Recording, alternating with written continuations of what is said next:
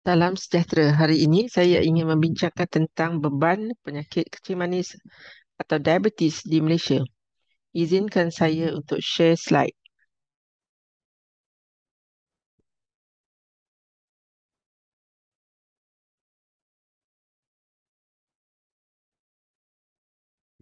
Beban penyakit kencing manis di Malaysia adalah suatu realiti yang berlaku di kalangan rakyat Malaysia. Secara umumnya disebabkan kencing manis ini berlaku apabila terdapat masalah keseimbangan endokrin badan di mana kurangnya isu insulin dan juga menyebabkan gula di dalam darah bertambah. Ini menyebabkan keadaan yang kalau berlaku secara kronik menyebabkan kesan kesihatan seperti kerosakan buah pinggang, jantung, kulit, mata, gigi, saraf dan juga salur darah harus. Badan menjadi kurang kebolehan sembuh daripada penyakit. Contohnya apabila berlaku kanser, kanser mudah merebak dan menjadi lebih parah. Dia juga berkait dengan masalah berat badan iaitu kegemukan seperti kegemukan sentral, masalah darah tinggi dan juga masalah jantung. Jadi kalau dilihat di sini menunjukkan bahawa jika diabetes berlaku pada badan, beberapa organ di dalam badan boleh terjejas seperti otak, buah pinggang, kulit, mata, jantung, sistem reproduktif dan juga saraf. Ia merupakan satu masalah global dan juga turut menyerang Malaysia. Dilihat pada tahun 2019, satu di kalangan 5 orang dewasa mengalami masalah diabetes dan beban ini adalah agak besar. Di global, hampir 80% beban kencing manis atau diabetes berlaku di negara-negara yang kurang pendapatan atau negara-negara yang berpendapatan sederhana. 30 ke 80% daripada mereka adalah penyakit diabetes yang tidak didiagnos atau tidak dikesan. Dan juga di kalangan Asia Tenggara pada tahun 2021, Malaysia merupakan negara yang ketiga mempunyai beban terbesar penyakit kencing manis.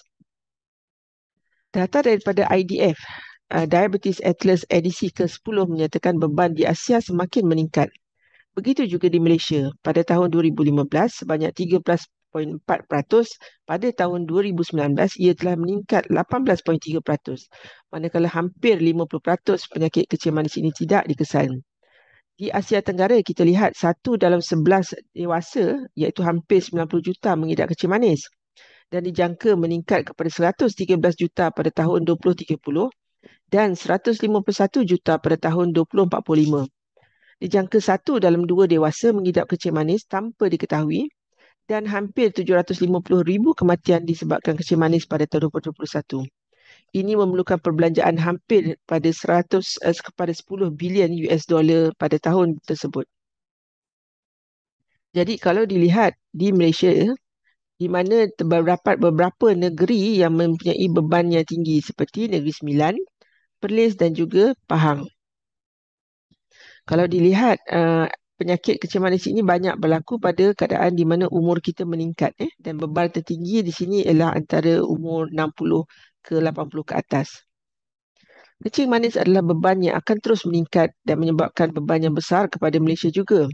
Tanpa aktiviti yang drastik, kajian daripada IDF menunjukkan bahawa beban penyakit ini akan terus meningkat.